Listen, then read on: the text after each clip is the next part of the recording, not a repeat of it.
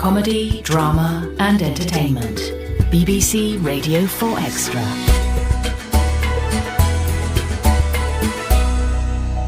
Next, place your bets, please. Place your bets. Donald Sinden takes the lead in a whodunit written by John Dickson Carr in the 1930s about a man whose little wager leads to a simply baffling murder mystery. So, after your evening in the saloon bar, you were found fast asleep on a sofa at Northfield Hall. Can you tell us how you got there? No, I don't remember that part at all. Well, perhaps you'll tell us the part you can remember. Let me think. When I woke up, I knew where I was because the moon was shining in through the windows, so that was all right. All right. Didn't it strike you as odd that you were in someone else's house? Well, it used to be my house, Superintendent. I just thought, hello, I'm home. And that's when I saw this chap walking along the corridor. It would help us if you could describe him. He was wearing a uniform, the way they do at big hotels, like the Royal. Dark blue, with a long jacket and silver buttons. That's all I can tell you. Not quite. You didn't describe his face. I can't tell you anything about his face. I can only remember a dark shadow, a sort of black hole where his eye should have been. Extracts from notes made by me, Gideon Fell, on Saturday, May the 1st, 1937. On one of the strangest cases ever investigated by my friend, Superintendent Hadley. It involved young Christopher Kent, a wealthy Australian. He was an amateur criminologist.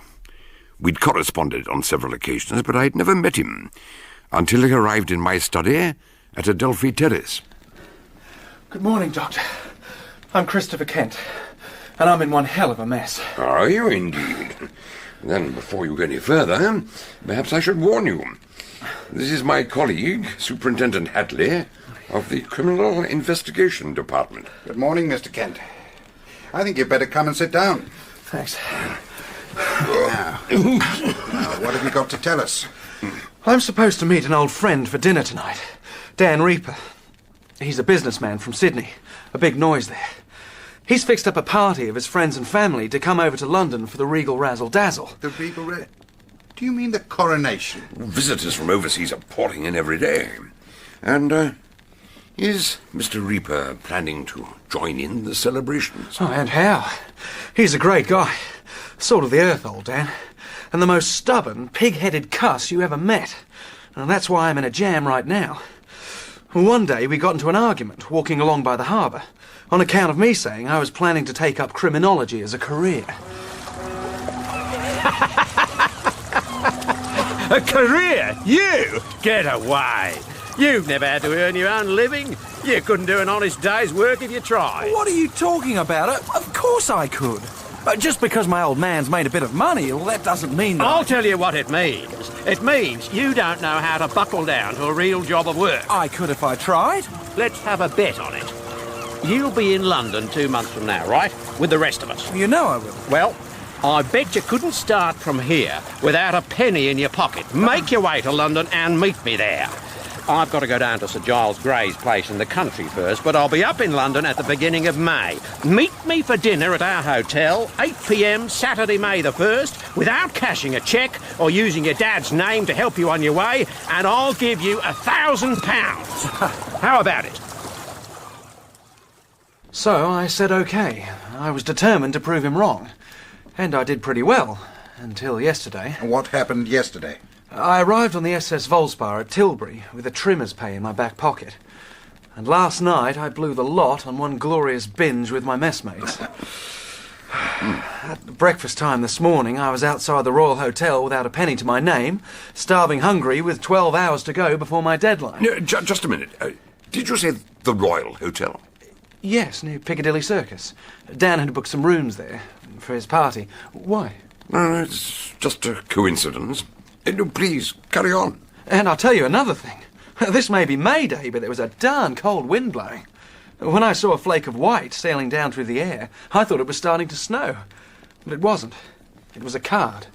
This card. The Royal Hotel, room 707 double, 21 shillings and sixpence. This charge includes room, bath and breakfast. Breakfast. That did it. It had just gone 7:30. With any luck, the occupants of room 707 wouldn't be up and about yet. OK, it was fraud, but my stomach was rumbling. I showed the way to the card, and he brought my bacon and eggs without a word. But, just as I was finishing, a gent in pinstripes came over to my table. I wonder, might I have a word with you, sir? Yes. What is it? I'm sorry to trouble you, but you are the gentleman from 707? That's right. Of course. The room you're in was occupied until 2 days ago by an American lady who is sailing home to New York this evening. She rang late last night, but we didn't like to disturb you until this morning. She'd just discovered she'd left behind a valuable bracelet. She put it in the back of the bureau drawer and forgot about it. I know it's an imposition, but if we find the bracelet, we could get it to Southampton in time to catch the boat. Would you mind coming upstairs with me to look in the bureau? Well, the thing is, I've got to go out right away, an appointment. But you have my permission to go up and find the bracelet. Well, under the circumstances, I hardly What like circumstances? Your good lady being asleep and having hung a quiet sign on the door. It wouldn't do for us to disturb her. But it won't take more than a few moments, I'm sure. If you wouldn't mind coming up with me, you can go in first and explain to your wife. I didn't have any choice. With the manager at my elbow, I made my way into one of the lifts, and we ascended slowly to the top floor. I'm sorry the other lift isn't functioning at present. You probably noticed we have workmen repairing the winding gear at the top of the shaft. But it should be operating again by this afternoon. We've had 2 teams of engineers working all round the clock in order to get the job done as soon as possible. I hope they didn't disturb you last night. No, not at all. I'm afraid I seem to have left my key in the room. Don't worry, I have pass keys to every door. Here we are. After you. The corridor was L-shaped, and room 707 was on the inner corner. Just around that corner was the door to 707, where the manager produced a keyring. As he selected a key, I noticed the quiet label on the doorknob, and saw that someone had scrawled 2 words across it in red ink. Dead woman. Perhaps it was meant as a joke, but somehow it sickened me. I turned it round so the back of the card was showing where the manager unlocked the door. After you, sir. If you just wait here a moment. Of course, sir. As I said, you'll find the bracelet at the back of the bureau drawer. Thank you. I expected to find an indignant couple sitting up and yelling at me, but the room was silent, and the bed had not been slept in, and nothing stirred, except the hairs at the back of my neck. As I realised that the sign outside the door had not been a joke. In the middle of the room there was a wardrobe trunk. What? And the kind that stands up on end and opens out like a book. It was partly open. On the floor lay the body of a woman. A towel draped over her shoulders, and her head in between the halves of the trunk. I went closer and saw that the towel around her neck had been used to strangle her. But that was not the worst. Her face had been heavily battered until it was unrecognisable. And then there was a knock at the door. The manager was getting impatient. I had to do something. I went to the bureau and opened the drawer. I had a vague idea of grabbing the bracelet, opening the door and handing it over, just to get rid of him. But I couldn't even do that. Well, of course, the drawer was empty. How did you know that? Anyway, now I really was in a panic. Until I noticed there was another door in the room. A door in the side wall. We'd passed it on our way from the lift. In a jiffy, I was through that door and running downstairs, and I never stopped running till I got here. You've got to believe me. I swear I didn't kill that woman. Look, I know I was a fool to cut and run like that, but... It wasn't the best of plans, but I don't suppose there's been any great harm done. Provided you can answer one question. Hadley. Yes. And never mind last night. Where were you a fortnight ago? The night of April the 15th. Like I told you, on board the SS Volspar. That should be easy enough to prove. What do you think, Doctor? I think I do not like this business. It's brutal and unreasonable, but I feel sure that you are telling us the truth. Thank you. Though I don't quite see why. I'm afraid we've already heard your story. The report of that woman's death was phoned through to me just a short while before you arrived. And I must tell you some bad news. The woman whose face had been so cruelly battered was Josephine Kent, the wife of your cousin, Rodney Kent, two of the people who travelled from Australia with your friend Dan Reaper. That woman was Jenny Kent? Josephine Kent. She hated that name. We all called her Jenny. I can't believe it. There must be some mistake. I'm afraid not. Mr. Reaper's party arrived at the Royal Hotel a couple of days ago. He'd taken all the rooms on the top floor. The whole party? You mean they were all there? Did you know Mrs. Kent well? No, she wasn't the sort you get to know well. But she had a special quality, very attractive. Rod simply... Oh, God. Where was he when it happened? The poor devil worshipped her. Oh, this'll just about kill him. No, he's been spared that at least. Hadley, I think you'd better explain the situation. Very well. The fact is, we already knew about Mr. Reaper's wager a fortnight ago. He told us himself. We tried to get in touch with you then because... well, I'm sorry to have to break it to you like this.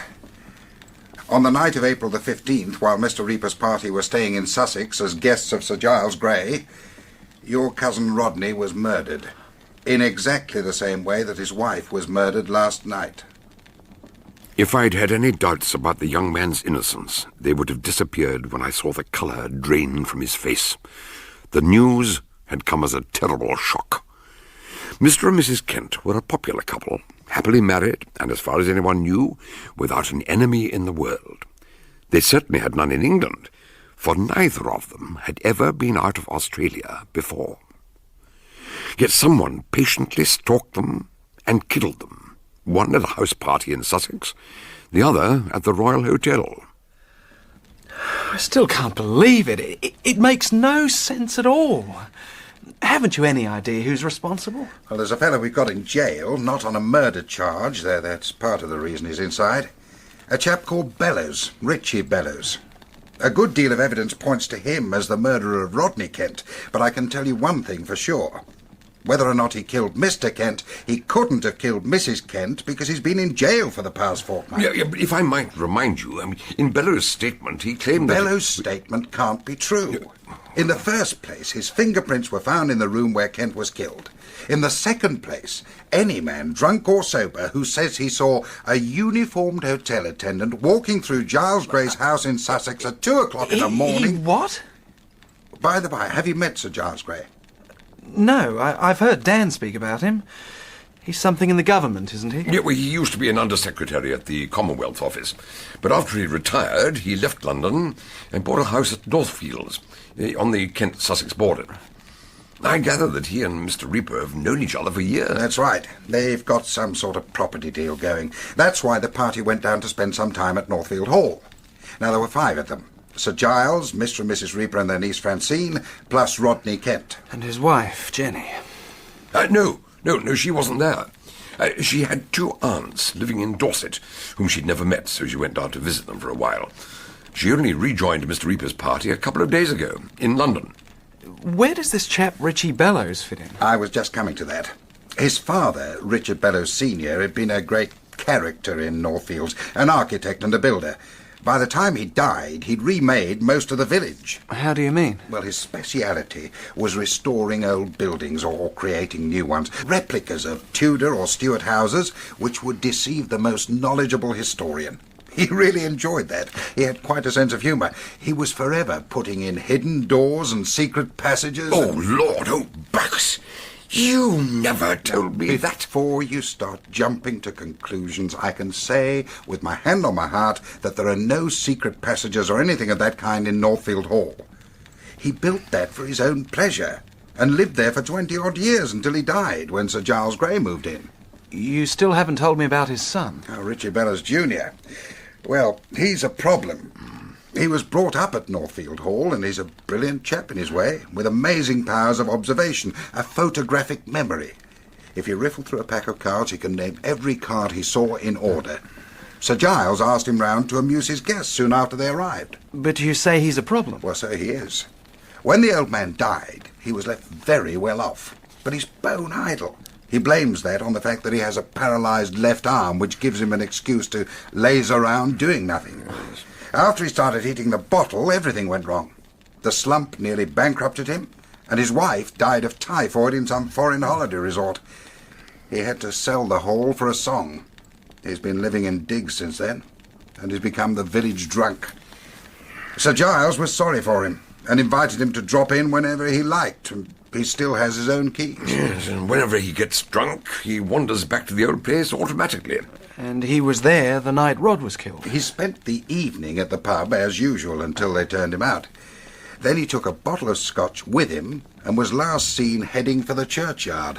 When Dan Reaper got up to go to the bathroom, he saw Bellows stretched out on a sofa in the corridor, dead drunk. So he knocked on St. Giles's door, and together they tried to rouse Bellows. He said it was like trying to wake the dead. Then they saw Rodney Kent's door was open. They found your cousin lying at the foot of the large four-poster bed, strangled, with a hand towel round his neck. His face had been bashed with a dozen blows from a blunt instrument which so far has not been found. So you arrested Bellows? Only on a charge of housebreaking. We had no evidence against him, and as I told you, his left arm is paralysed. The doctor said it would be impossible for him to strangle anyone. Moreover, he had no motive for killing Rodney Kent, who was a stranger to him. We interrogated him next day in his cell at the local police station, but without much success. So, you were found fast asleep on a sofa at Northfield Hall. Can you tell us how you got there? No, I can't remember that part at all. Perhaps you'll tell us the part you can remember. Let me think. When I woke up, I knew where I was because the moon was shining in through the windows, so that was all right. All right? Didn't it strike you as odd that you were in someone else's house? Well, it used to be my house, Superintendent. No, I just thought, hello, I'm home. And that's when I saw this chap walking along the corridor. It would help us if you could describe him. He was wearing a uniform, the way they do at big hotels, like the Royal. Dark blue, with a long jacket and silver buttons. That's all I can tell you. Not quite. You didn't describe his face.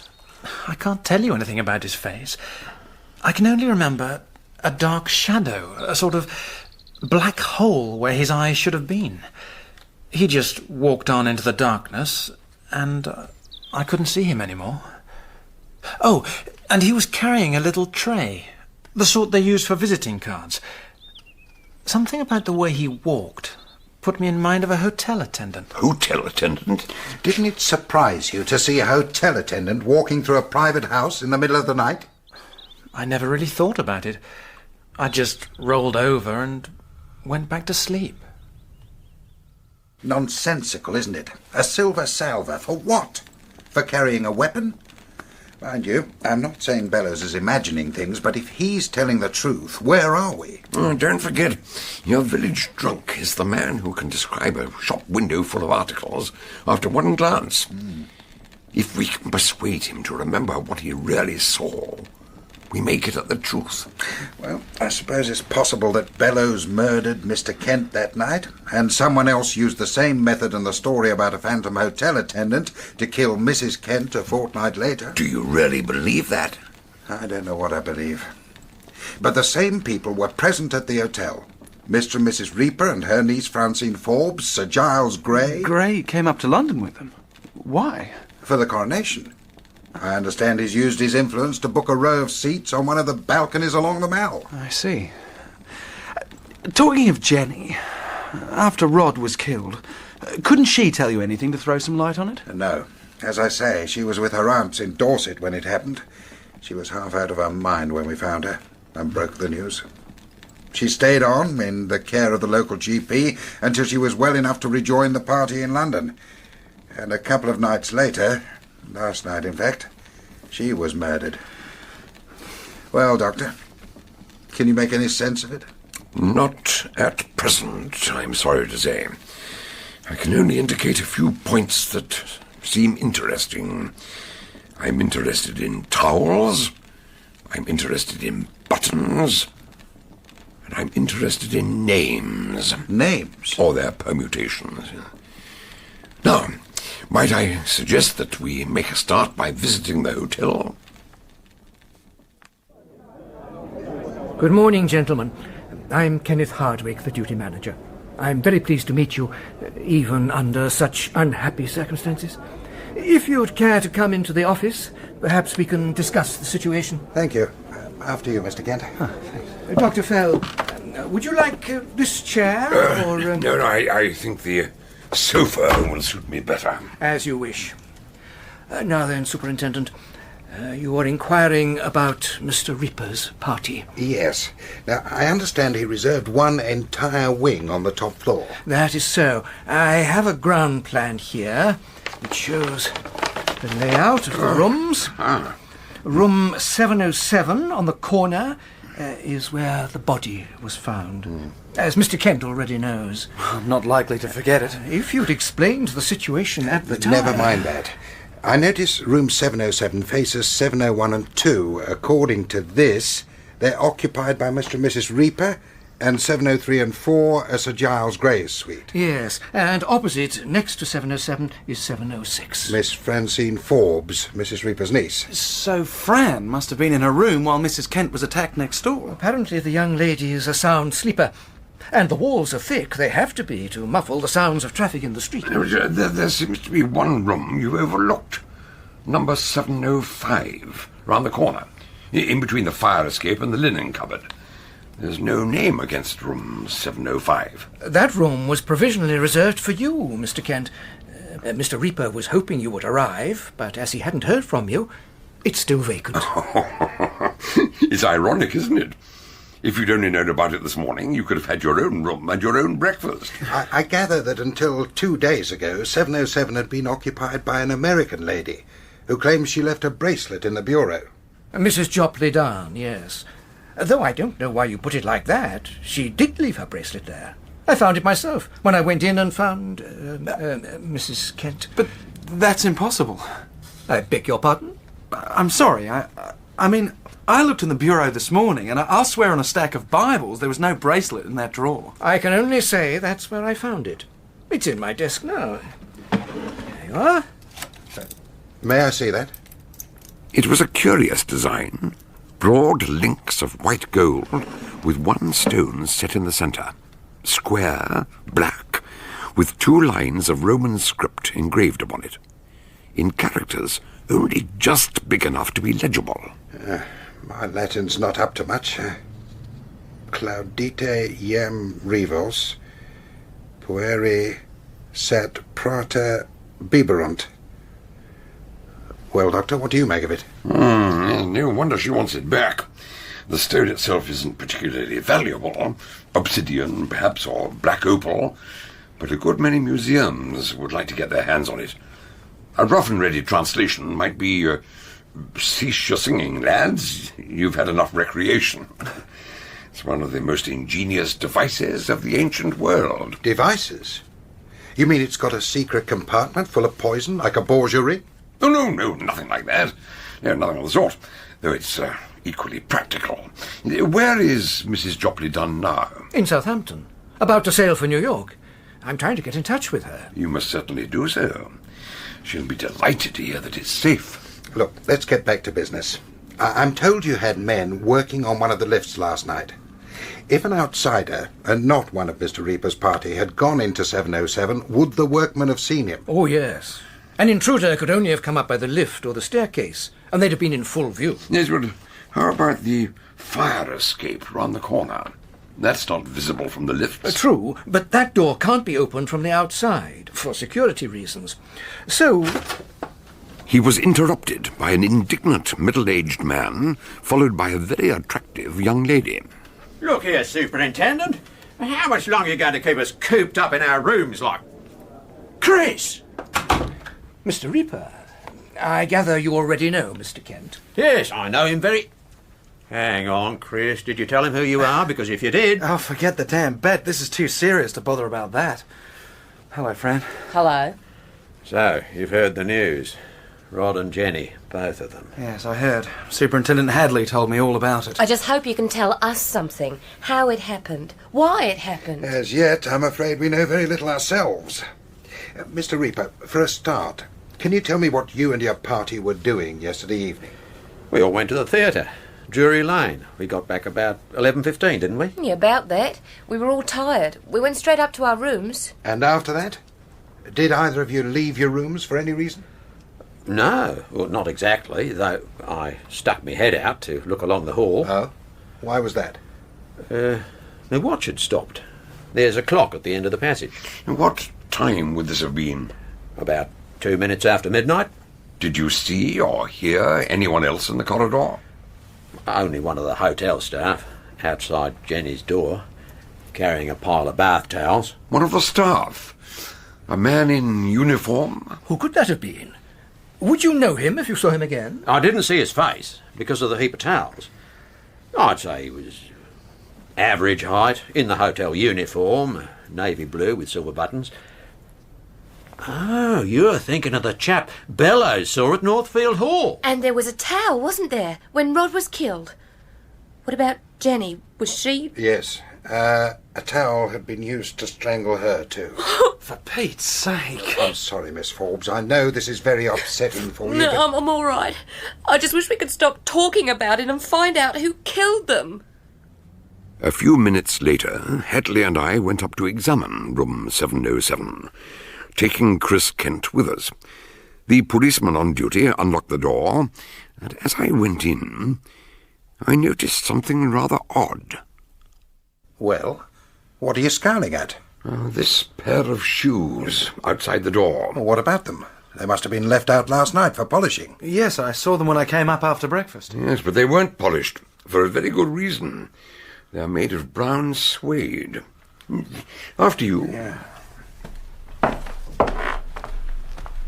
Ah, the body's still here. I told them not to touch anything until She's been moved. Huh? Well, her head was inside the wardrobe trunk. I told you. Well, someone's pulled her out onto the carpet. Now, who the devil could have... Hello? Look at these marks on her neck, Doctor. It strikes me this is a new method of murder. Thin red wheels on both sides. So she wasn't strangled with the towel? No.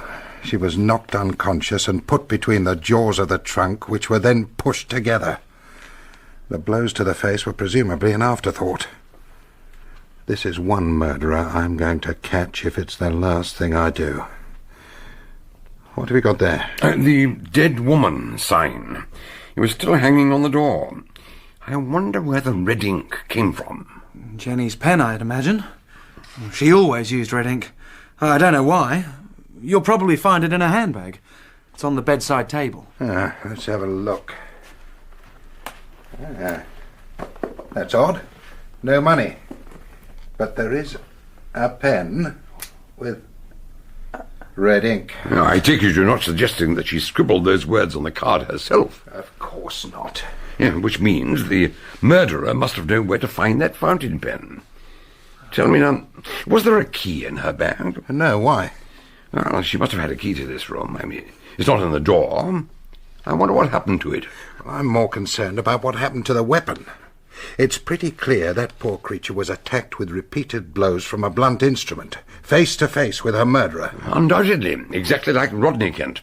Beaten unconscious before being asphyxiated. So if the murderer was carrying a weapon large enough to do that sort of damage, how was it that Mrs. Kent didn't scream, call for help, or put up some sort of struggle?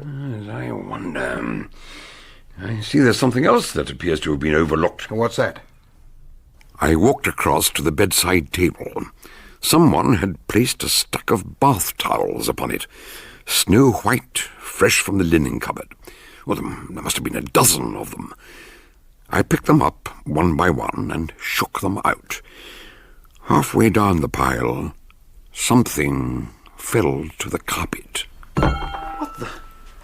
An iron poker, nearly 2 feet long. Its head was flecked with lint, sticking to the dried stains of blood. Thank you. That's what I was looking for. Not only a good hiding place, but if you had one hand keeping a firm grip on the damn thing, and the towels hiding it from Mrs. Kent, you could whip it out and strike before she realised what was happening. Now what? Dan Reaper said I'd find you here.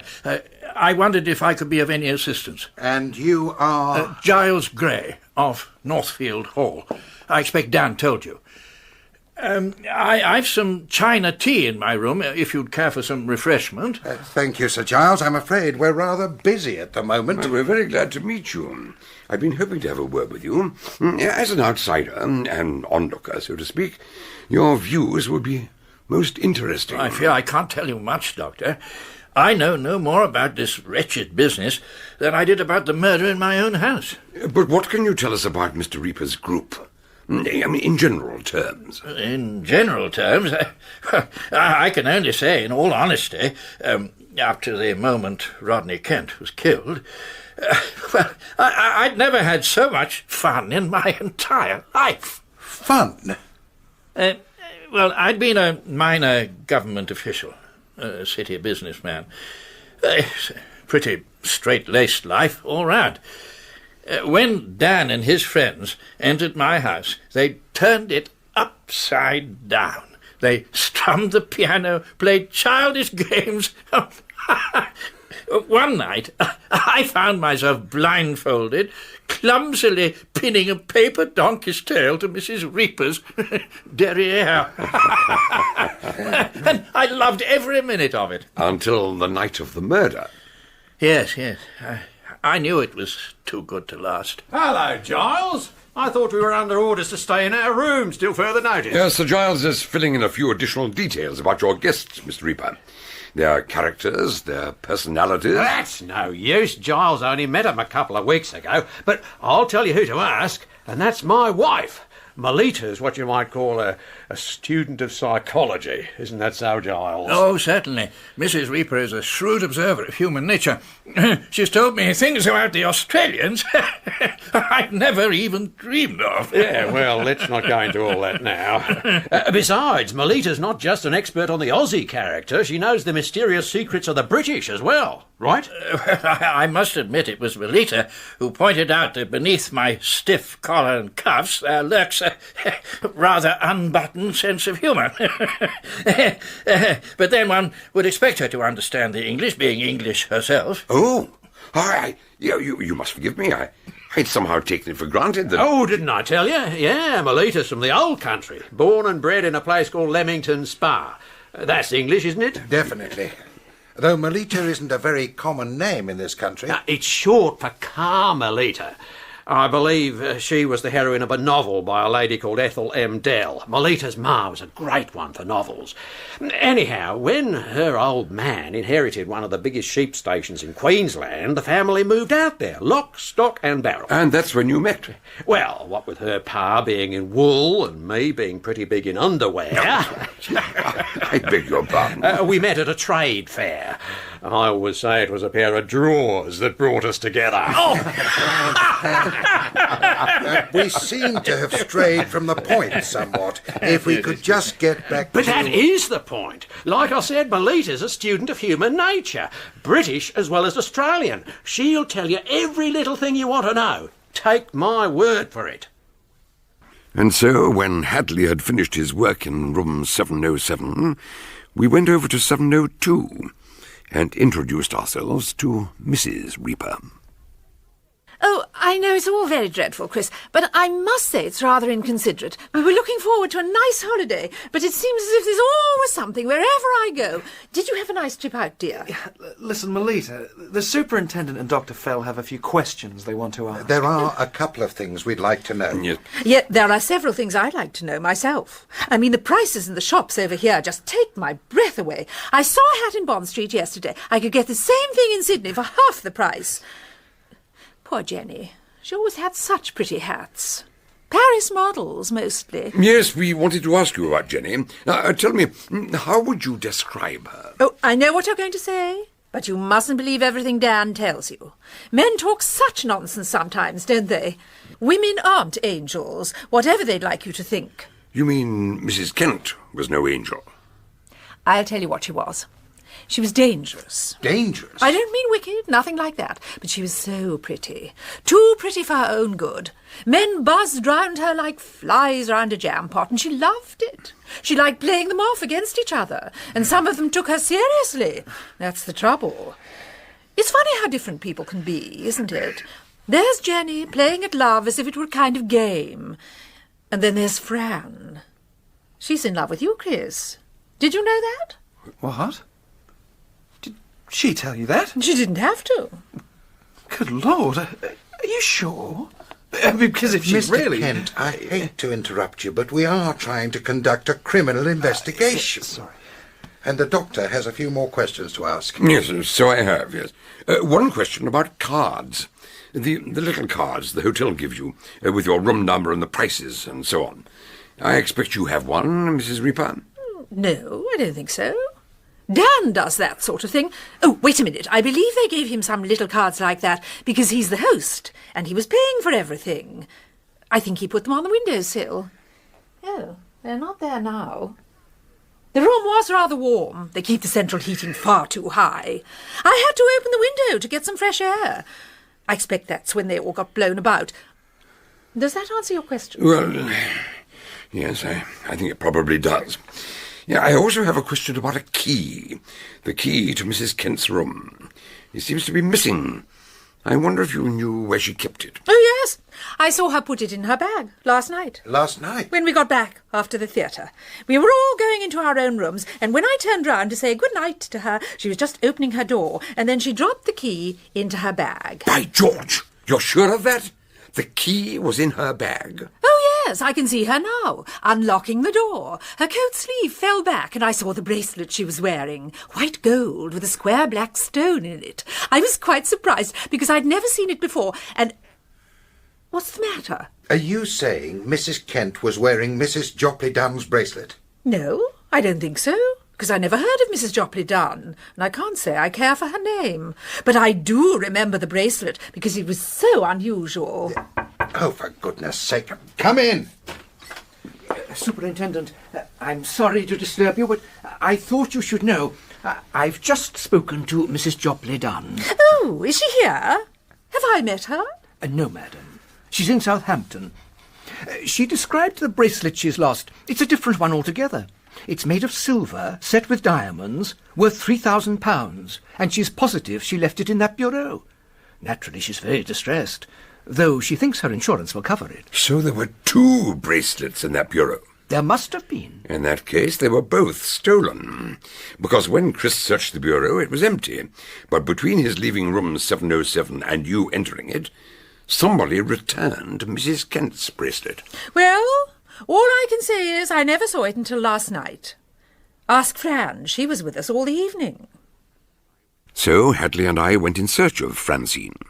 We invited Chris to accompany us, but he seemed strangely diffident about it. After some humming and hawing, he decided he had a letter to write to his parents in Australia, and retired to his own room. We finally ran Miss Forbes to earth in the Palm Court, where she was enjoying a sherry before lunch, and Hadley showed her the bracelet. You're sure this bracelet belonged to Mrs. Kent? Ah, yes, I'm quite sure. And yet Mrs. Reaper says she never saw it before. Well, she may have bought it in London recently. Perhaps this was the first time she'd worn it. No, I don't think so. I believe she said she'd had it for years. But she was definitely wearing it last night at the theatre. Yes, she was. Perhaps Melita didn't notice it because Jenny kept her coat on all evening. But you saw it. How was that? It was before the theatre. I'd gone to her room to ask her what she was going to wear. What time would that have been? Oh, about 7 o'clock. She said she didn't feel like going out. She seemed a bit on edge. Do you mean she was alarmed? Frightened? No, I wouldn't say that. It would have taken a lot to frighten Jenny. But I asked her what was wrong. No, can you remember exactly what she said? I'll try. Let me think. Well, she said she didn't really want to go to the theatre, but... I don't really want to go to the theatre. It doesn't seem right so soon after Rod... Well, you know what I mean. But everyone else is going, and I certainly don't want to stay here on my own all the evening, so... What are you staring at? Your bracelet. It's new, isn't it? No, terribly old. But I don't often wear it. Well, I thought I hadn't seen it before. May I? Of course. Try it on if you want to. Thank you. Well, how does it fasten? Oh, I see. There's an inscription on the stone. It's Latin, isn't it? I'm afraid I don't understand Latin. Nor do I. But it has a very special meaning. A sort of personal meaning. Only if you're able to read it. That's the whole secret. Do you like it? It's very unusual, but yes, I do. Fran, if anything ever happens to me, oh, I don't suppose it will, but if it did, I'd like you to have it. Was she a close friend of yours? Not really. I'm not sure whether she even liked me. It was hard to tell with Jenny. But now the bracelet will have a very special meaning for you. Only if you're able to read it. That's the whole secret. I wonder what she meant by that. Do you know of any love affair she might have had? Before her marriage? Or afterwards? No, Jenny wasn't like that. I mean, she even disapproved of divorce. You'd be surprised how devilishly respectable some murderers can be. Surely you're not suggesting she... I'm just putting forward a hypothesis. Mr. A falls in love with Mrs. B, but Mrs. B is far too respectable for a divorce. So she gets together with Mr. A, and they murder Mr. B. No, that's ridiculous. If you mean Rod was Bear Mr. with B... me for a moment.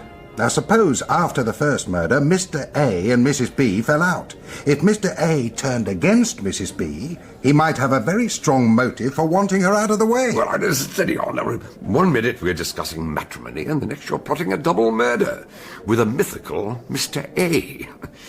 If there was, or is, another man in the case, we ought to have found some trace of him by now, surely. Well, perhaps we were looking in the wrong direction. Perhaps Mr. A gave Mrs. B the bracelet. I think if we find Mr. A, we'll be very close to finding the murderer. Oh, no, you won't. What?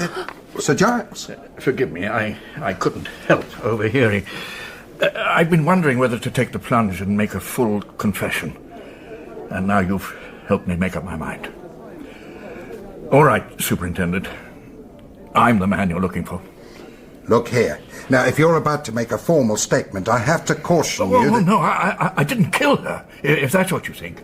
I was in love with her. And your reconstruction was at fault on one other point. The bracelet. You mean you didn't give it to her? No. She gave it to me. Well, tomorrow find out more about the inscribed bracelet, but more to the point, who done it? The second half of To Wake the Dead is at the same time.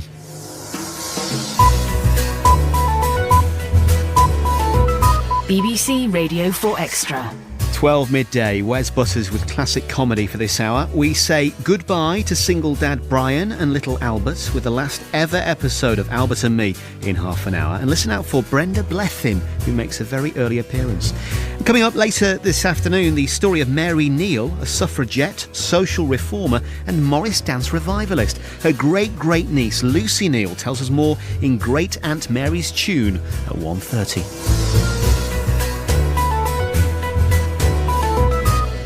Now, the Burkiss Way from 1977 on 4 Extra, despite what this guy says. This is the BBC Home Service.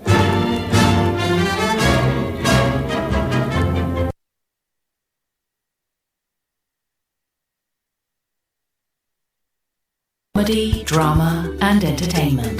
BBC Radio 4 Extra.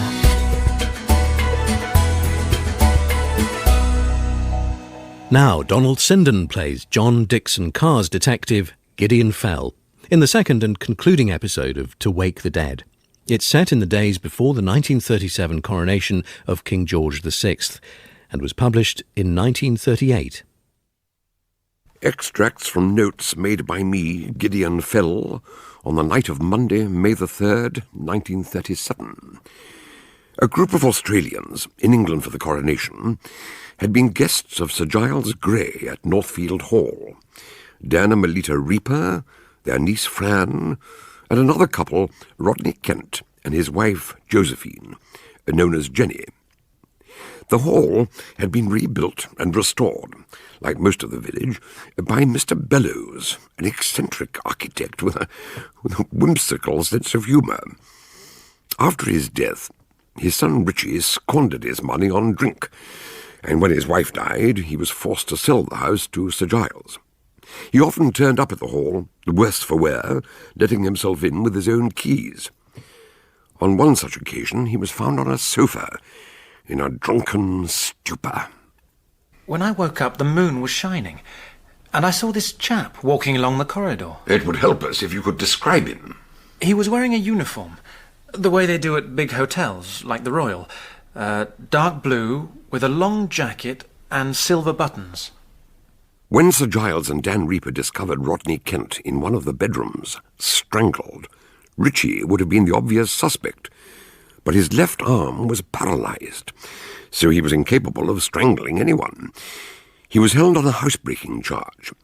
While he was still in custody, there was a second murder at the Royal Hotel near Piccadilly Circus. The victim was Rodney's wife, Jenny. Her body was discovered by his cousin, Christopher, choked to death between the two sides of an upright wardrobe trunk, which had been closed on her neck.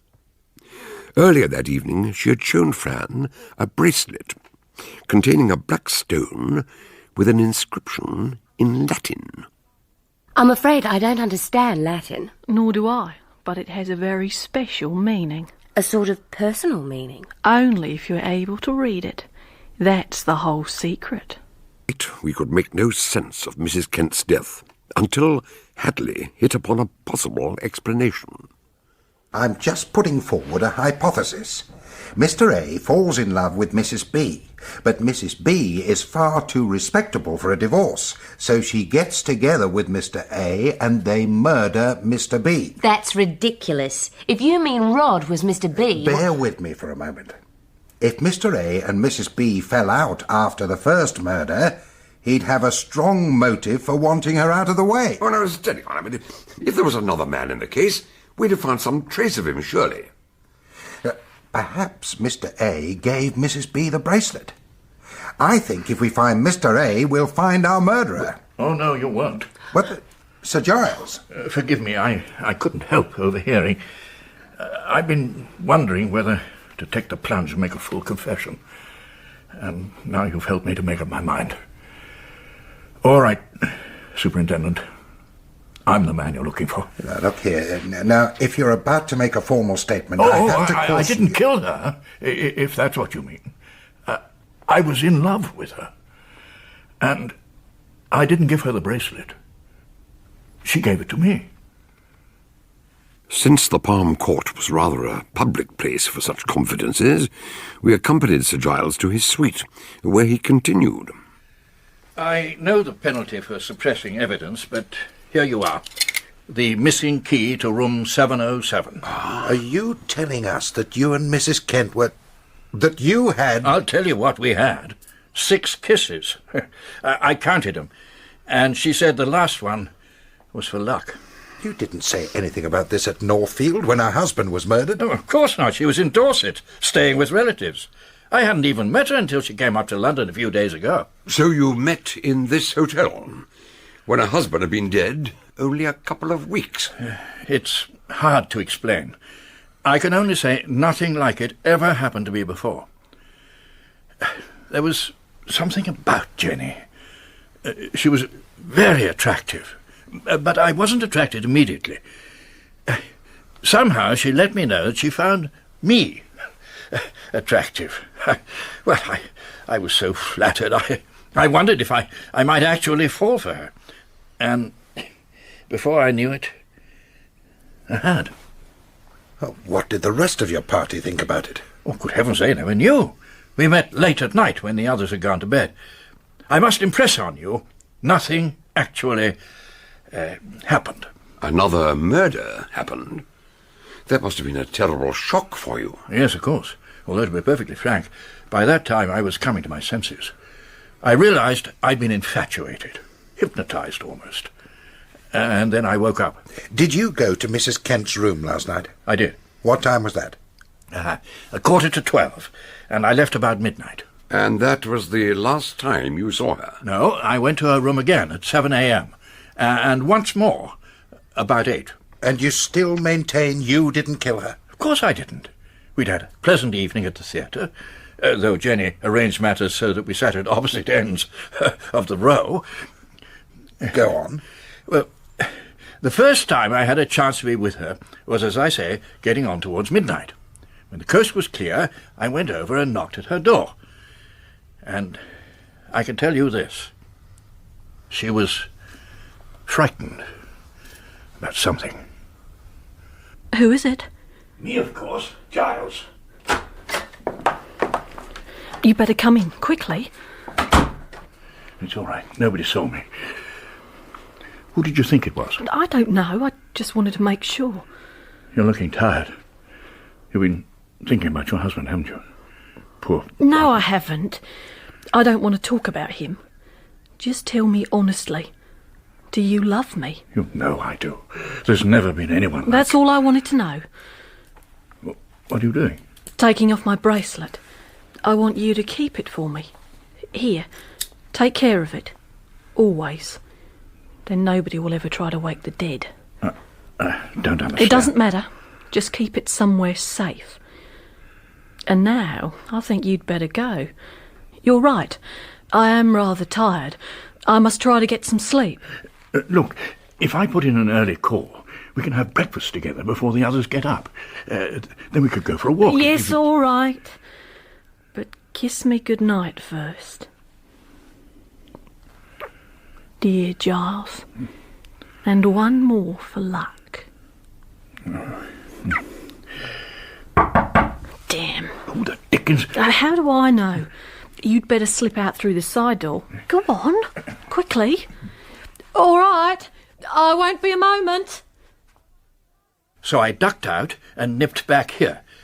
Then I rang down to the desk and asked to be called at 7:15. You didn't see who was knocking at the door? No. You don't mean that was it? Oh, my God, I never thought. Well, tell us what happened in the morning. When I got my early call, I washed and dressed quickly. I wanted to keep my appointment with Jenny, though by then I was having second thoughts about the whole thing. Why was that? When she kissed me for the last time, I could see she wasn't thinking about me at all, but something much more important. Earlier in the day, I'd been telling her how lovely Northfield was, and she suddenly said we'd have to move somewhere else. She said she couldn't live in the house where her husband had been killed. And somehow I knew she was lying. It was as if I'd switched a light on, and for the first time I saw her as she really was. But you still meant to have breakfast with her? Yes. I went to her room. I was about to knock, but her key was in the door, so I just walked in. Remember that, Hadley. The key was in the door. The curtains were closed, and there wasn't much light, but I could see her lying on the floor with her head inside the wardrobe trunk. When I touched her, she was as cold as ice. I didn't know what to do, so... This is hard to explain. I just walked out again with the key in my hand. I wanted to call for help or wake Dan up, but I didn't want to get involved. So I went back to my own room. But you went back to 7:07 once more? Yes. It was nearly 8 before I remembered I still had Jenny's bracelet. When I opened my door, I saw 2 men outside her room, Chris Kent and the manager, what's his name, Hartwig. He waited while Chris went in, and after a few minutes I saw Chris slip out by the side door and head for the stairs, and the manager was still waiting. So I took my chance, nipped over to the side door, let myself in. The bureau drawer was open, so I dropped the bracelet in, then opened the curtains to get a better look at Jenny.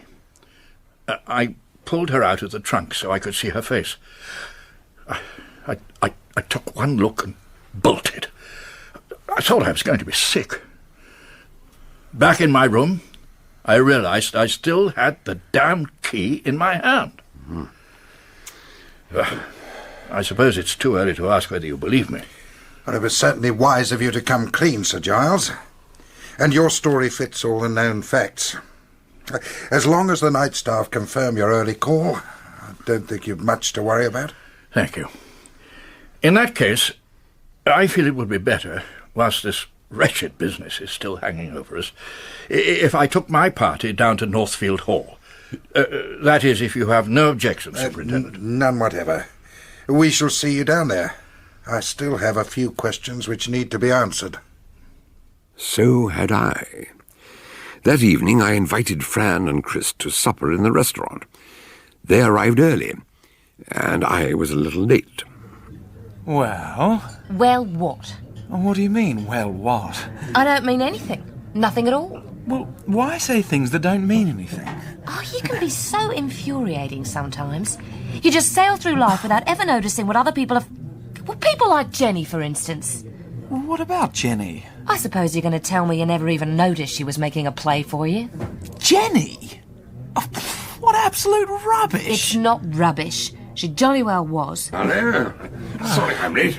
Much as I hate to interrupt this conversation, I think the waiter would like to take our orders. Oh, yes. Sorry. During the evening, we talked of other things, but when the meal was over and we were sitting over our coffee, we returned to the same inevitable topic. Was anything else missing from Jenny's room? No. Everything seemed to be in its proper place. She had some very good pieces of jewellery, a whole lot of traveller's checks, but no money in her bag. No small change. Tell me, Francine, what are your thoughts about this whole mysterious business? I don't like it. I don't like the thought that someone very close must be responsible. One of us. But I'm not afraid. Well, not much. I believe it's all over. What makes you say that? Because this time the poker was left behind. It wouldn't have been left in the pile of towels if someone had any further use for it. What do you think? Now Rodney Kent and his wife are both dead, that will be the end of it. Well, of course I can't be sure. Jenny was always a bit of a mystery. I sometimes wondered what Rod saw in her. All right, Chris. I know he was supposed to be devoted to her, but some people said he only married her for her money. Her money? But Jenny had money of her own. From her parents, I believe. And she certainly had a very expensive taste in clothes. Great heavens, what a duffer I've been, what a thundering idiot. Why did nobody tell me? What difference would it have made? It's only gossip after all. It could also have been a motive for murder. Doctor, if you know anything or guess anything, you must tell us. Please. No, I mustn't. I can't. I think perhaps I understand half this affair. With luck, I may hit upon the other half. But I don't want to raise your hopes or put you off guard, just in case. You think there's still danger? No, there's no danger. If you keep your door locked at night. But you can tell me what you know or surmise about the case. If you were asked to pick the most likely murderer, who would you choose? Oh, Chris?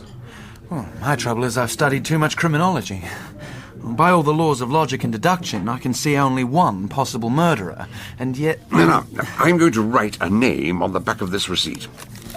Now...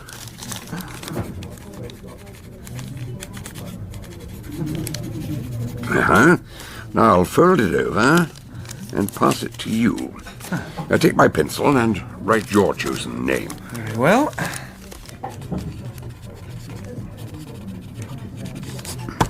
There you are. Now, Francine, you must unfold it and read out both names. Well, you've both written the same name. But who is Kenneth Hardwick? The duty manager of this hotel. That nice, quiet man? Crippen was a nice, quiet man, and Hardwick told us he had pass keys to every room. He would have access to the bath towels in the linen cupboard. He would know where to get hold of a spare hotel uniform and return it afterwards. He would never be found among all the rest. Exactly. And yet, where's the motive? Unless he's somebody out of Jenny's past. But why was the same uniform worn on the night of Rod's murder at Northfield? No, wait, I think I've got it. I suppose Hardwick would have known the names of the guests in advance when Dan booked our rooms here, huh? Oh yes, that was all booked long ago, before we left Australia. Right. Then the murderer was seen at Northfield in his uniform because he wanted to be seen. I mean, he was preparing everyone's minds for his second appearance when he turned up here and killed Jenny, preparing us all to see... Oh, no. Oh, I thought I'd got it, but I haven't. Well, after all, what's so special about a navy blue jacket and a pair of trousers? Oh, sorry, I've run out of ideas. Yeah, I wouldn't say that. Now, by thunder, I shouldn't be surprised if that remark comes closer to the truth than anything we've heard so far. How do you mean? Hadley and I are going down to Northfield tomorrow, and I look forward to seeing you both there. I'm particularly looking forward to meeting Mr. Richie Bellows again, because if our murderer wanted to be seen, why did he deliberately pick Bellows as his witness? Anyway, how could he have known the village drunk would conveniently wander in that night? He couldn't, unless he invited him there. Now, tell me, did any of your party meet Bellows before he was found at Northfield Hall that night? Well, we didn't exactly meet him. Sir Giles brought him in one evening to show us his amazing memory tricks. We riffled through a pack of cards, and he told us the cards he'd seen, in the right order. That sort of thing. Afterwards, Sir Giles filled him up with scotch and sent him home. I thought it was a bit embarrassing, because Northfield Hall had belonged to him once. Yes, that's significant. On the night of the murder, he was clutching a bottle of whiskey. As a rule, he sticks to beer. Had somebody lured him there, using a bottle of scotch as the bait? I believe he was brought to the scene of the crime as a witness because of his memory skills. But that night, he was too far gone to remember what he was supposed to see. That's why I want to dig into his subconscious and see what I can dredge up. So I'm now going home to get a good night's sleep. No, don't get up. Enjoy your coffee. Good night. Good night. And thanks again. What an amazing chap. Amazing? Well, of course you know who he really suspects, don't you? Melita. Melita? Are you out of your mind? No, I mean it. When I was getting tied up in knots just now, mumbling what's so special about a navy blue jacket and a pair of trousers, I saw the look in his eye, and I knew what he was thinking. Why did the murderer go to so much trouble to print the image of a man in our minds, and in such a mannish uniform? It's because the murderer is a woman. Oh, but that's unbelievable. Melita, of all people. Why on earth would she... I told you what sort of person Jenny was. We know she'd been involved with Sir Giles. Well, suppose she was involved with Dan as well. After all, he's a wealthy man. Perhaps that's how she came into so much money. When Hadley and I left London next morning, we did not go straight to Northfield Hall. First, we visited the police house. It looked very like all the other cottages, except for one room which had been converted into a small cell, where we found Richie Bellows. Hello again. This is an unexpected pleasure. We're here because we're not satisfied that you've told us everything you know about the night of Rodney Kent's murder. I've told you 100 times. All I did... Yes, we know what you did, but not why. Did someone persuade you to go to the hall that night? No. You're quite sure of that? Yes. Why should anybody want me there? Come to that, why should anyone want me anywhere? You did have a bottle of whiskey with you. Had someone given it to you, perhaps? Why would anyone do a thing like that? No, I bought it when I left the pub. I thought you were perpetually hard up. You must have been in funds that night. You may have heard. I'd given my little magic show for Sir Giles the day before. When I left, he shoved an envelope into my pocket. You know all that tosh about people being too proud to accept charity? Mm-hmm. Yes, well, I'm not one of them. When you entertained them at Northfield Hall, I presume you met all the guests. I was introduced. I wouldn't say I got to know them. Though that chap, Reaper, talked to me for a while. He asked if I'd like to make a new start in Australia. And I think he meant it.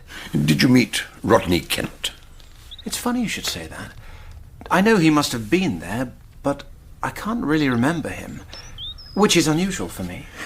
To get back to the night of the murder, when you left the pub with your bottle of scotch, you made your way to the churchyard. Why was that? I live in Diggs, and my landlady starts preaching at me if I've had a skinful. I wanted to make sure she'd gone to bed before I went home. I see. And when you reached the churchyard, you sat down on an iron bench and opened the bottle. Mm-hmm. Yeah, I know you've already made a statement, but I'd like you to tell us anything else that comes back to you about that night. Well, it's hard to remember exactly. Things started to run together and get a bit hazy after that. I've got an idea that there was somebody talking to me at some point. Huh? But that might have been me talking to myself, reciting poetry or something. You know how it is. Yeah, quite, yes. And, can you put a time to any of this? No, After closing time, that's all I can say for certain. The next thing I knew, I was lying down. But not on the iron bench. That was when I woke up and found myself upstairs at Northfield Hall, on the sofa. Yeah, and that was when you saw someone who seemed to be a hotel attendant, walking along the corridor. That's right. He had a dark blue uniform with silver buttons. At least, I think it was dark blue. I couldn't be too sure about the colour in the moonlight. And he was carrying a silver tray. Ah, yes. Now, tell me about that tray. What was on it? You must remember. I mean, this is your special talent, isn't it? You're shown a number of small objects and you remember them all. What was on that tray? No, it's no good. I can't see anything. I'm sorry. When we left the police house, we went on to Northfield Hall, where Sir Giles was waiting for us. I'm very glad you're here. We've only been back about an hour, but there's already been a rather unpleasant discovery. What do you mean? I'd been up to the bathroom to wash, and when I went to dry my hands, this photograph fell out from among the towels. It's one of several Dan Reaper sent me months ago to introduce his friends before they arrived. This one shows the whole group at some sort of fun fair. The photograph had been taken at the top of one of those chutes where you sit on a mat and slide down into the darkness. Most of the party were laughing. Rodney Kent, Dan and Chris, though Melita was trying to be dignified, and Fran looked annoyed. As we studied the picture, Sir Giles broke in. Turn it over. Look at the other side. Mm-hmm. Red ink. There is one more to go. And it had been hidden in a pile of towels. When did you find this? Not 10 minutes ago. But you'd seen the picture before. When was that? I'd put all Dan's photographs in my desk drawer in the study. Let me show you.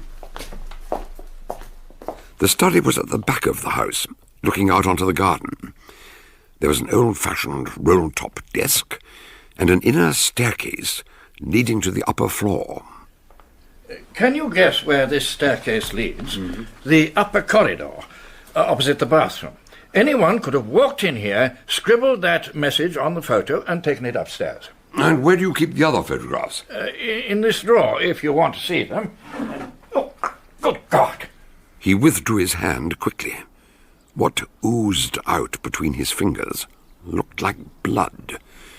Inside the drawer, the photographs had been torn to shreds, and a small bottle of red ink emptied over them. I hope I can be called a good host. I like my guests, I enjoy their company, but this is going too far. I can understand murder up to a point, but I cannot understand this. What have you got there? Is it a purse? I keep some small change in here in case a parcel has to be paid for or errand boy expects a tip. Luckily, it's escaped the worst of the red ink, but it's empty. I'm going to settle this. Let's find out what your guests have been doing during the past hour. Mm-hmm. Melita and Fran were sitting in the sunshine on a garden bench. Dan and Chris were in deck chairs. Briefly, Hadley explained what had happened. I never heard such tomfoolery. Are you telling me someone wrote on that photo, tore up the others and doused them in red ink, and then stole a handful of small change? Dan's right. The rest could be some sort of crazy joke, but stealing the money doesn't fit. There wasn't any money in Jenny's purse either. At the hotel, that's right. I thought it was strange at the time. When I'm travelling, I always carry some change. You never know when you're going to need it, or where. I'm sure Jenny did the same. Someone had taken it. Well, let's leave that for the moment, shall we? How long have you all been out here? Well, half an hour at least. Isn't that right, Chris? I should think so. I wasn't watching the time. I can vouch for that. I saw you both from the drawing room window. Were you in the drawing room too, Mrs. Reaper? Oh, no. I was having a bath. I suppose it was silly of me to come outside so soon afterwards, but it's such a nice day. Dan, can I have your jacket to put round my shoulders? When you say so soon, how soon exactly? How long ago did you have your bath? Let me see. I went up about 11:30, and I added some more hot water twice. So I must have been in the tub half an hour, at least. Yes, when I got out, I heard the church clock striking 12. Josephat! And did you use the towels? Well, of course I did. How do you suppose I... Oh, I see. But the photograph wasn't there. I'd have noticed. 12 o'clock, Hadley. That's when Sir Giles met us at the front door. With the photograph. And he said he found it 10 minutes earlier. I think I'll have another word with Sir Giles. I think I'll come with you. You couldn't possibly have found the photograph among the towels, as you claimed.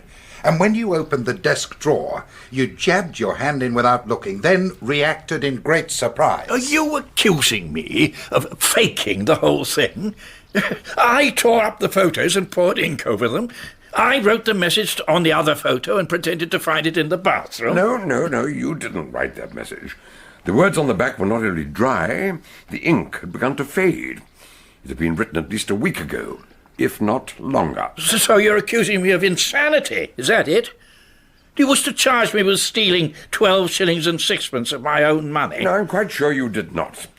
You really were surprised when you found the money had gone. That was genuine enough. I see.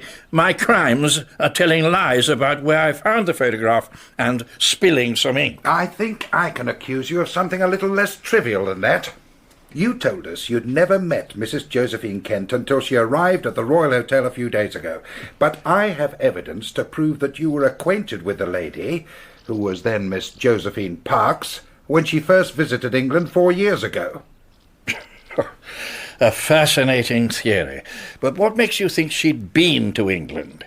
Her friends will tell you she'd never left Australia till now. So they believe. Yesterday, I saw her wardrobe trunk. It's old and battered and has travelled a long way. When she turned up in Sydney 3 years ago, she said she'd come from Adelaide, and so she had. But not recently. Well, this is all very interesting, Yes, I was interested. That's why I checked her passport, a joint passport in the names of Rodney and Josephine Kent. But in order to get it, she had to surrender her previous passport in the name of Parks. So I investigated a little further. She landed at Southampton in September 1932 and was domiciled in England until December 33 when she returned to Australia. If these are the facts, I won't bother to deny them. But what have they got to do with me? In order to take up some kind of employment over here, she needed a permit. And she came to your office for an interview. I have your signature on the form approving her application. I interviewed thousands of people. You can't expect me to remember everyone I met briefly in all that time. Her surname had changed. But she hadn't changed much in 5 years. And Dan Reaper had sent you the photographs. No doubt you recognised her. That's why they had to be torn up and obliterated with red ink. Very ingenious, very impressive, and completely wrong. At one moment you say I destroyed the photographs, next minute you say I deliberately drew your attention to them. You can't have it both ways. If you seriously think I recognised her after all that time... I don't think you remembered her at all, but she remembered you. That's why she wrote to you. What? According to her English relatives, while she was in Dorset, she wrote 2 letters to Northfield. I imagine one was to her husband, but the other was to you. I think she was begging you, when you met in London, not to tell anyone that she'd been in England 5 years before. Being so beautiful and so self-confident, it never crossed her mind that you wouldn't remember her. And being a gentleman, you agreed to what seemed a harmless deception. It amused you, it intrigued you, and that was the first step towards your infatuation. Oh, well done, Doctor. But I didn't kill her. No, I don't think you did. I admit I pretended I'd found that photograph among the towels, and I did spill the red ink over the other pictures. But that's all I did. But you didn't tear them up? No. That's how I found them in my desk this morning, and the other one undamaged with the message, 1 more to go. Ah, yeah. I thought it was an attempt to frame me for the murders. When did you last look in that drawer? Probably 3 weeks ago. You say the message was written soon afterwards. I thought someone had done it this morning. That was my mistake. It was also the murderer's mistake. The threat was intended for Mrs. Kent on the night of her husband's murder. 1 more to go. But it wasn't discovered until after her death. While Hadley was taking a statement from Sir Giles, I explained the situation to the rest of the party. So he did know her, but he'd forgotten her. And he might have murdered her, but he didn't. That's men for you, isn't it? So unpredictable. I thought he might be guilty. I suppose I wanted him to be, because it would have cleared the rest of us. But if so, why would he have scribbled a thread on that picture a fortnight ago and then produced it today? Why, indeed. I'm only sorry that when Hadley asked so many pertinent questions, he neglected to ask the one question that really matters. What question? The question of who was holding the camera. Do any of you remember? Yeah, I remember. It was Jenny. She didn't want to go down that slide. Afraid of showing her knickers, I reckon. Damn, really? But that means... She was the only one of you not in the picture. The others were torn up because she was in them. I knew there was something about that picture, but I couldn't think what.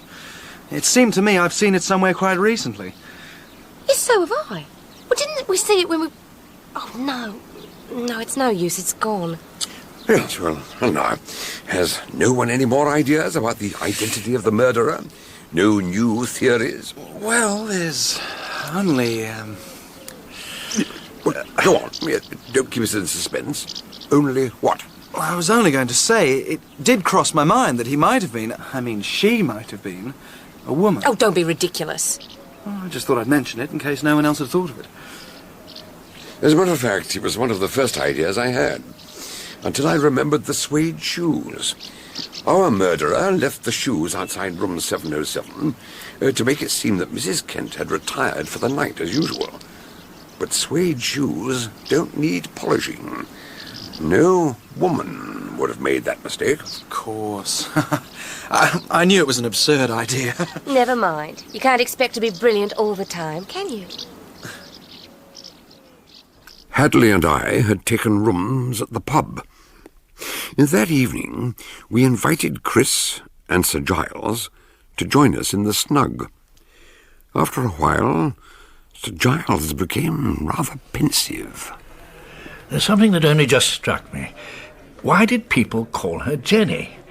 Josephine usually gets shortened to Jo, but she preferred being called Jenny, and I believe some man gave her that name. God knows who. And now he's probably wondering why he killed her, and what life will be like. Now he hasn't got anyone to hate. Come on, old man. Don't let it get you down. I don't, but a few lines of verse keep running through my head. Mm-hmm. Say I'm weary, say I'm sad, say that health and wealth have missed me. Say I'm growing old, but add, Jenny kissed me. I've been asked a lot of questions today, Superintendent. May I ask one in return? You can always ask. Why have you got a police officer watching Francine? What? Where did you get that idea? When she and Chris returned from their walk this afternoon, I noticed a man following them, well, at a discreet distance. And I suspect that the reason you invited me here tonight was in order to post someone inside my house. I think I have a right to know what's going on. Is that true? You're having a watch? Just to see she doesn't get into any trouble. In fact, with any luck, we hope to get our man tonight. I see. When? And how? After closing time, when everything is quiet. When you get home, if you happen to see a police officer in the house, do nothing and say nothing. By tomorrow, I trust this case will be closed once and for all. If Fran's in any danger... No, she'll be safe. Set your mind easy about that. Oh, is there anything that I can do to help? Well, we have several men posted at strategic points, and I was hoping you might care to join us. I'd better get back to the hall to be near to... Well, we're all going back to the hall by different routes. I'll go with Sir Giles.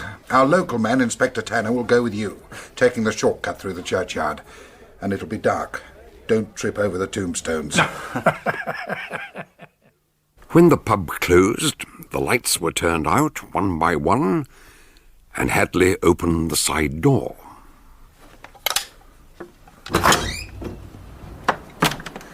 Tanner? Sir? Your men in position? Yes, sir. Right, let's get started. Chris, you'd better take this. It's only a poker from the hearth. I don't suppose the landlord will object, but you can't be too careful. Which way now? Through the lich gate. I can't see where I'll go first. You can follow me. Chris was aware of the inspector somewhere ahead of him. It was very cold, and the iron poker in his hands was like ice. A gravestone loomed up. He put the poker down for a moment to blow on his hands, but when he went to pick it up again, he couldn't find it. Where the devil? Don't worry. It's here. He saw the navy blue uniform, the silver buttons, the poker raised to strike. Chris went for him, landing a rabbit punch on the back of his neck. As the poker fell into the ground, 3 men raced towards them, and 2 of them carried flashlights. He stole a march on us. I didn't think he'd be here already. All right, let's have some light on him. Roll him over. Looks like he's out for the count. Is that... Yes, that's our murderer. Richie Bellows. Final notes made on May the 12th, 1937. Coronation Day. Hadley and I had been invited by Sir Giles to rejoin his party on one of the balconies overlooking the Mall. As we waited for the royal cavalcade to pass, they all fired questions at us. Yes, Bellows was wearing the inspector's spare uniform, which I'm sorry to say he'd got from the police station. Navy blue with silver buttons. Just like the attendants at the Royal. Just so. You put me onto it when you said, what's so special about a navy blue jacket and a pair of trousers? That's why we never found the missing uniform at the hotel. Bellows was already wearing it when he left Northfield. But how the deuce did he get out of the cell? Well, have you forgotten his father, who rebuilt half the village? It was his little joke, which he shared with his son. When he converted the police house, he put a trick door into the cell. All Richie had to do was borrow the uniform and a raincoat and catch the train to London. But he didn't use the lift or the stairs at the hotel, so how did he get up to the top floor? By the outside fire escape. I thought that door only opened from the inside. It was right next to room 705, which was empty at that time. The window was no more than 2 feet from the fire escape, next to the linen cupboard where he found the pile of towels. Which he used to strangle Jenny. No, hang on. He couldn't strangle her with his paralysed arm. No. He braced himself against one side of the trunk, then pulled the other side hard with his good arm, closing it on her neck. As for Rodney, when he'd knocked him unconscious, he looped a towel round his throat and one of the 4-poster uprights and garroted him. Yes, but I still don't understand why he stole that money from Jenny's purse. And from my desk. Well, he had no money in jail, and he needed it for the train fare. When he'd killed Rodney Kent, he planned the whole scheme aimed at Jenny. But why? Why did she refuse to visit Northfield? Why did she lie about her last visit to England? She had to conceal the fact that she was Richie Bellows' lawfully wedded wife. What? His wife? Did he give her the bracelet? Oh, yes, as a wedding present. With 2 sets of initials, RB to JP, engraved inside. After a year of married bliss, she couldn't stand his drinking any longer. So instead of taking a seaside holiday, she took £8,000 from their joint account and returned to Australia. But how did he find out she was back in England as Rod's wife? As one of his tricks at the magic show, he was given some photographs and asked to describe what he'd seen. And he'd seen Josephine, who'd become Jenny. Later, he destroyed the pictures in case anyone at Northfield recognized her, except the one she wasn't in, which he needed as a threat, after he'd killed Rodney. He believed they were living on his money, and he had to take his revenge on both of them. But that night, when Rodney was dead, why didn't he just slip away? He kept taking swigs from his bottle of scotch to keep his courage up, but by the time he'd finished, he was very drunk. When they found him on the sofa, he'd already planned the second murder. He knew Jenny would be at the Royal Hotel, so he used the tale of the phantom hotel attendant to mislead us. I admit I was taken in myself. The story was too absurd. not to be true. A liar might have invented an imaginary burglar, but never a hotel attendant. Where does Jenny's bracelet fit into all this? Well, remember, Jenny sent 2 letters from Dorset. One to Sir Giles, the other not to Rodney, but to Richie. She was afraid he might find out who she was, so she wrote to warn him. If anything happened to her, he would be incriminated. Because of the bracelet. Yeah, that's right. In fact, she'd had the initials removed years ago, but he wasn't to know that. But when I asked if there was a secret in the stone, she said only if you're able to read it. She was right. It's called a sober stone. What? Yes, a sober stone. Well-bred Romans wore them at banquets. The inscription was in such small letters, you had to be sober to read it. Wonderful idea. When you couldn't decipher it any longer, it was time to stop. Richie gave it to her as a pledge that he would become a reformed, sober character. But in the end, he became a murderer. Well, I'm damned. And here we were going round in circles suspecting one another. Who did you suspect, dear? To tell the truth, I'd pinned it on our house. Thank you very much. Who did you pick, Melita? Oh, I thought Dan had something to do with it. Well, you're always getting up to some mischief. Oh, thanks. I suppose you were above suspicion. Well, not always. Fran thought Melina might have done it. Oh, did she not? Chris, you didn't really believe that, did you? I only said it because I thought it was you. I was afraid you'd been carrying on with Jenny, and I thought if I accused Melita, you might own up. Things have come to a pretty pass when you don't know what people are really thinking, even when they tell you.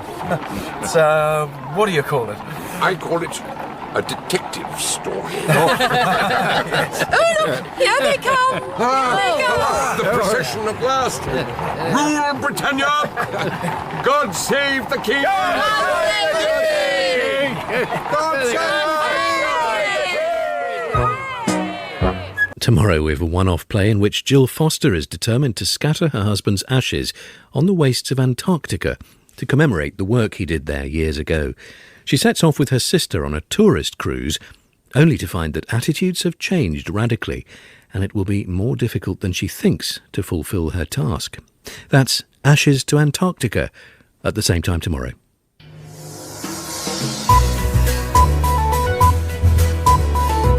BBC Radio 4 Extra. It's midday. This is Neil Sleet with some classic comedy. The perennial favourite penned by Frank Muir and Dennis Norden, Take It From Here, is in half an hour.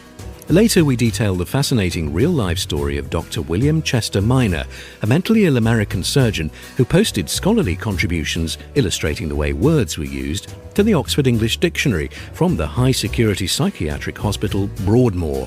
The Surgeon of Crowthorne at 1:30.